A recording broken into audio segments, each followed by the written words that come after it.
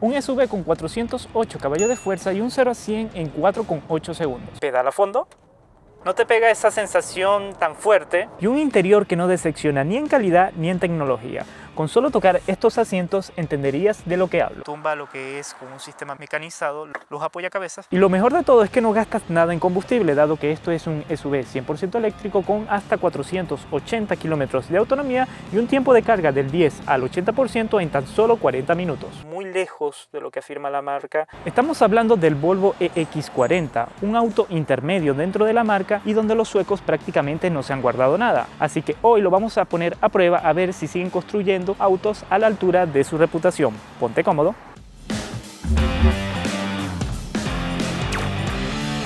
Este video es patrocinado por Classic Cars. Si quieres ver autos disponibles en stock, visita su página en el enlace que te dejo en la descripción. Comencemos por las dimensiones, con 4,40 metros de largo, 1,87 de ancho y un alto de 1,64 metros. Esto hace que nos entregue un maletero de 536 litros y si abatimos la segunda fila aumenta hasta 1400 litros, con un maletero frontal de 31 litros.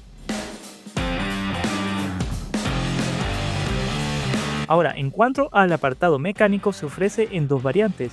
Por un lado, un single motor, que es tracción trasera y genera unos asombrosos 238 caballos de fuerza y 420 Nm de torque. Acá se alimenta de una batería de 70 kWh con una autonomía afirmada de 480 km. Por otro lado tenemos la versión dual motor, que acá la potencia se eleva a 408 caballos de fuerza y unos 670 Nm de torque, siendo tracción all-wheel drive y su batería aumenta a 78 kWh con una autonomía afirmada de 538 km.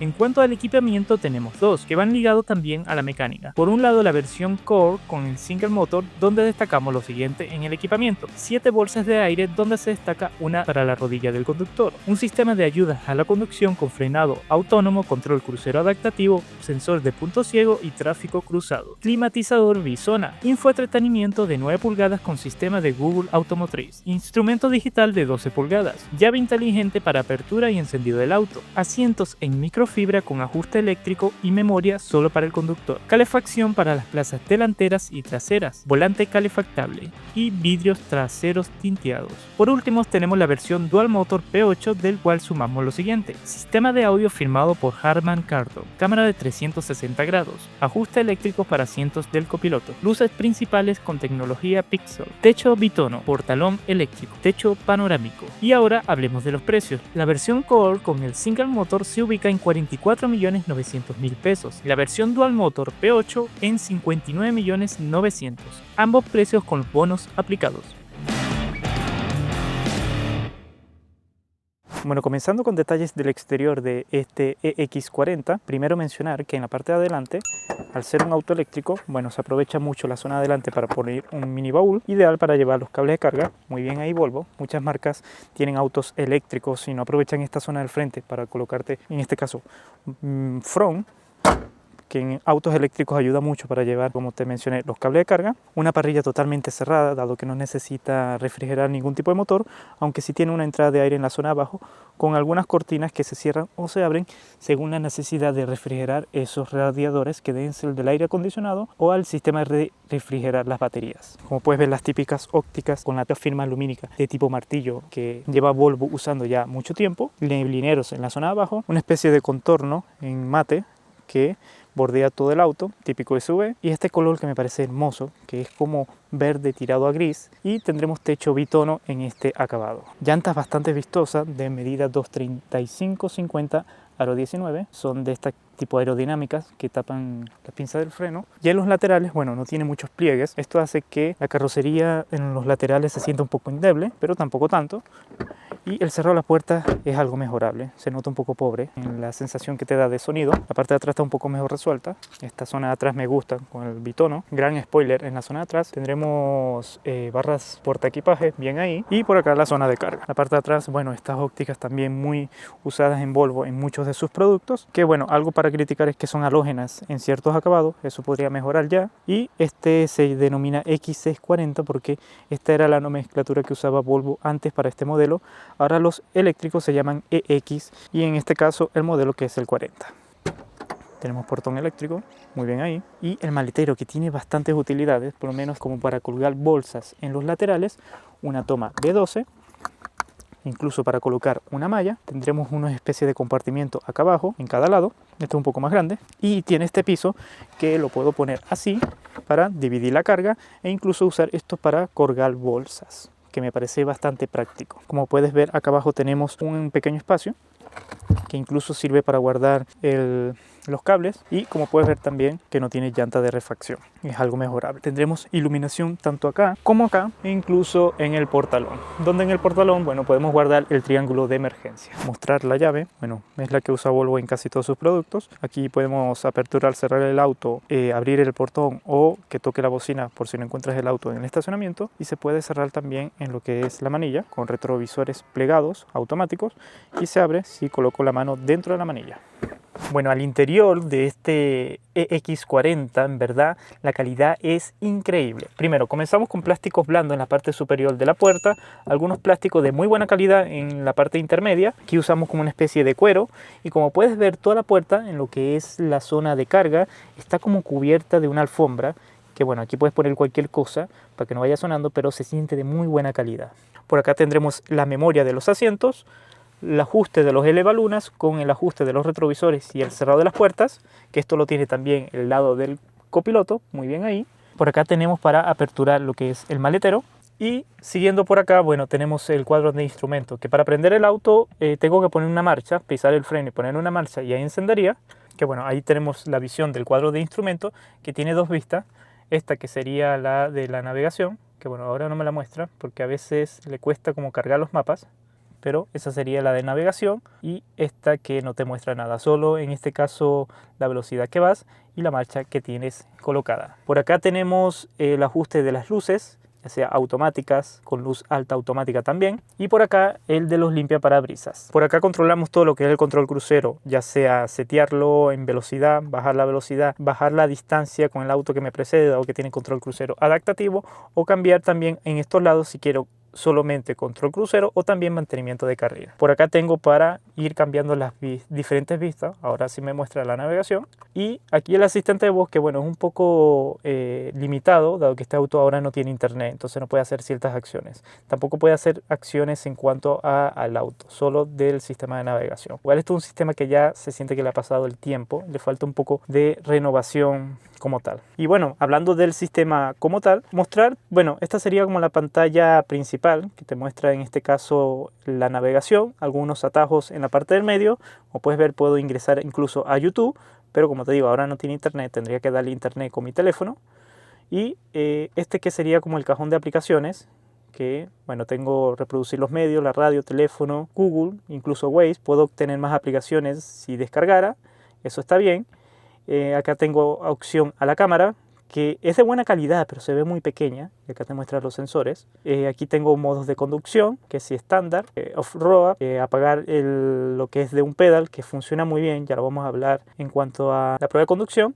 Y la sensación de la dirección, si la quiero suave o un poco más dura, eso está bien. Y acá abajo también tendremos atajos directos a lo que son las diferentes climatizaciones de cada lado, ya sea prender la calefacción del volante, la calefacción de los asientos, sincronizar los lados del climatizador como tal, para yo poder aquí controlar ambos lados. El copiloto, bueno, tiene solo su asiento calefactable y controlar la temperatura. Aquí también puedo ingresar al menú del climatizador, donde puedo controlar la fuerza de soplado, por dónde sopla, o ponerlo en automático manual, o temporizadores, de los que, bueno, al ser un auto eléctrico me permite configurar si quiero que cada día a cierta hora la climatización se encienda. Eso está muy bien. Y es un sistema, como te digo, capaz ya necesita modernizarse un poco, o capaz el tamaño de la pantalla, dado que al ser formato vertical se puede sentir un poco pequeña. Y bueno, también mencionar que si quisiera también puedo conectar Apple CarPlay o Android Auto, si así quisiera, pero de forma alámbrica, no inalámbrica. Por acá abajo tenemos algunos atajos bastante útiles, como las luces de intermitentes, los desempañadores de la luneta trasera o el parabrisas, pasar entre emisoras, subir o bajar volumen,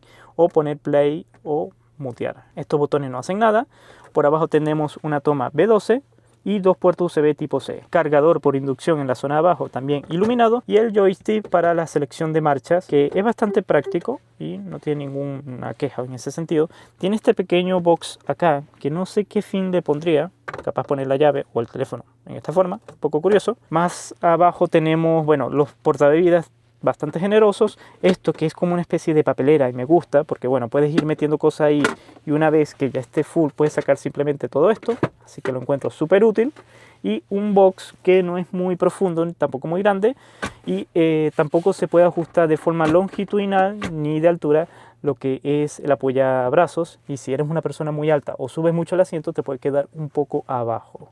Bueno, los asientos que me parecen hermosos, de microfibra con apartados en cuero que se sienten de muy buena calidad, que esta zona también se puede ajustar la longitud por si lo necesitas, una guantera que no es muy profunda y tampoco está iluminada, retrovisor electrocromático en la parte de arriba, muy bien ahí, iluminación LED que puedo encender o apagar de forma táctil, un techo panorámico que puedo aperturar y es de forma táctil o acá deslizando esta zona, que eso está bien. Tendremos tapasoles con su respectiva iluminación, techo oscurecido que me encanta, y bueno, también mencionar que este auto tiene llamada de emergencia o llamada de asistencia en estos dos botones. También te avisas los cinturones en esta zona, y creo que con eso vimos todo acá adelante. Vayamos a la zona de atrás a ver qué nos ofrece. Bueno, acá atrás se siente bastante espacioso, como puedes ver tengo harto espacio con el asiento de adelante. Tenemos salidas de aire en la zona de acá que mencionan que se siente muy buena calidad salidas de aire. Más abajo tenemos 2 tomas USB de tipo C y para prender la calefacción de los asientos traseros, muy buen detalle. En la parte de arriba tendremos la iluminación para colocar como una especie de accesorio, de ser algún colgador, y la calidad de las puertas, mencionar que si bien tiene algunos plásticos en la parte del medio, sigue teniendo blandos en la parte superior y esta especie de alfombra donde colocarías los objetos, que hace que se sienta de muy buena calidad. Bueno, aquí se nota que esto es una plataforma de auto de combustión porque tenemos un túnel de transmisión que va a molestar sin duda al ocupante del centro, y tendremos, bueno, los típicos anclajes Isofix y el apoyabrazo central con sus 2 portabebidas. Como puedes ver, la altura al techo es bastante abundante, no va a tener problemas ni siquiera personas más altas. Y algo que me pareció un tanto curioso, primero, esta zona como para guardar cosas, si va alguien acá, práctico para colocar sus cosas, y que cuando tumbo los asientos, tumba lo que es con un sistema mecanizado los apoyacabezas para dejar totalmente enrasado con el maletero, y eso está muy bien, muy buen detalle ese de Volvo. Y el asiento no se entromete porque queda en su zona, así que también me gustó ese detalle. Bueno, ya en la prueba de conducción de este EX40 de Volvo, vamos a hacer la prueba de aceleración. Estamos en la versión con single motor, es decir, solo tracción trasera, que igual no es menor la potencia que nos entrega, así que vamos a hacerla aquí a la entrada de la autopista. Mencionar que este auto no tiene modos de conducción. Bueno, tiene aquí algo que dice modos de conducción, pero solo puedo cambiar entre estándar y todoterreno. Obviamente me conviene más el estándar, porque el todoterreno simplemente lo que hace es quitar el frenado de regenerativo y la sensibilidad de la tracción, que se vuelve un poco más pesada. Creo que se le puede sacar más provecho con el estándar. Frenamos acá a la entrada de la autopista y pedala a fondo.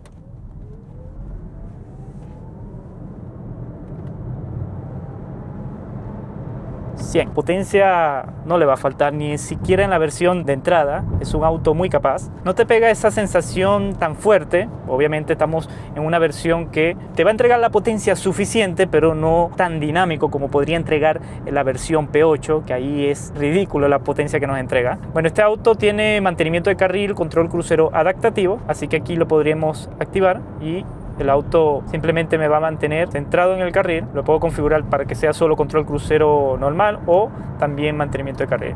Por lo menos aquí se acerca una curva y sin movimientos nerviosos el auto la toma sin problemas. Así que son sistemas que los tiene muy bien pulidos Volvo en ese sentido. De vez en cuando me dice que bueno, toque el volante porque si no se podría desactivar. En cuanto a ruidos de vientos, a velocidad de autopistas también mitigados, nada que decir. También los ruidos del exterior se encuentran muy bien insonorizados. Capaz ruidos al interior se escuchan unos en las puertas. Cuando la empecé a manejar era bastante notorio un ruido en la puerta como al interior, pero después dejó de sonar. Ahora, en cuanto a dirección, también la puedo cambiar entre firme y suave por el modo de manejo que desee, y se siente una diferencia bastante notoria. La precisión es bastante buena, es algo destacable, y el radio de giro también es bueno. Bueno, mencionar que el frenado regenerativo también es algo destacable porque puedes fácilmente usarlo con un solo pedal. A medida que te vas acercando a menor velocidad, la fuerza regenerativa va mejorando. Esto, más allá de darte comodidad, también ayuda a recuperar algo de energía, especialmente si vas en bajada. Y me encanta cuando las marcas te dan esta posibilidad de manejar, como te digo, de un solo pedal. También lo puedo configurar de una forma automática, es decir, por lo menos ahora estoy en una zona donde no tengo ningún auto adelante, pero si me voy acercando a otro auto, el One Pedal se va a activar como para usarlo en tráficos pesados. Pero a mí me gusta tenerlo siempre encendido porque al final, bueno, como te digo, puedo manejar con un solo pedal.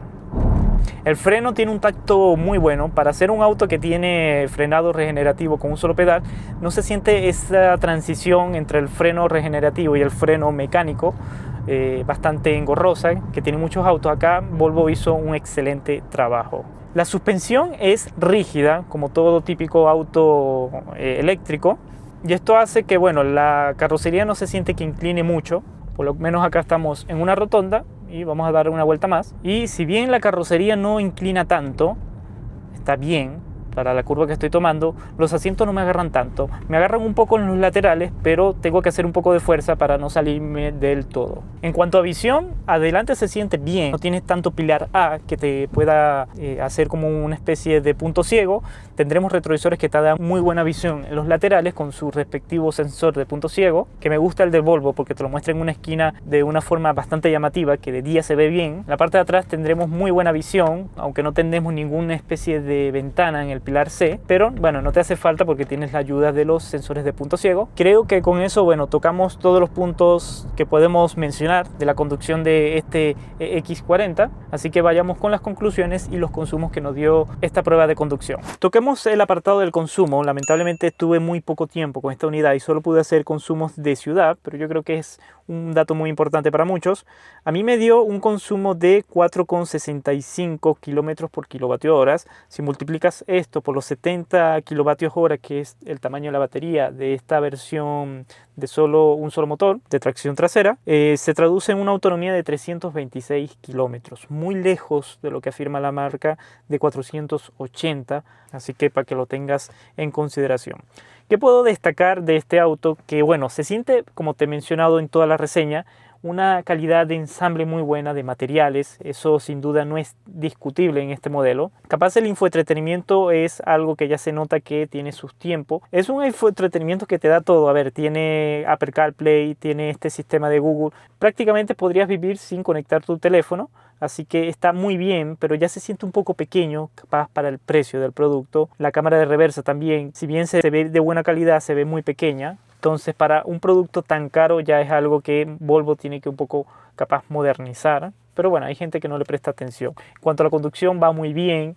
Capaz la suspensión dura para un SUV, bueno, mal de los autos eléctricos, suspensiones duras es lo que mayormente abunda en este segmento, así que nada mal. A ver, es un precio bastante elevado, pero los eléctricos de por sí ya son caros. Acá te llevas por lo menos un producto que sí se nota premium si lo comparas con cualquiera de su competencia, que a veces no se sienten tan bien como se siente este Volvo, que se siente como un auto que cuidaron cualquier mínimo detalle, y eso es algo que yo a lo menos aprecio de cualquier vehículo, que no te encuentres con sorpresas, y en este auto no lo vas a hacer. Así que lo considero bastante recomendable si estás dispuesto a pagar este sobreprecio que estás pagando por una marca premium. Y si ya llegaste a esta parte del video, te invito a ver la última reseña que hicimos de un híbrido enchufable, que fue el Tigo 8 híbrido enchufable. Pincha aquí y anda a verlo.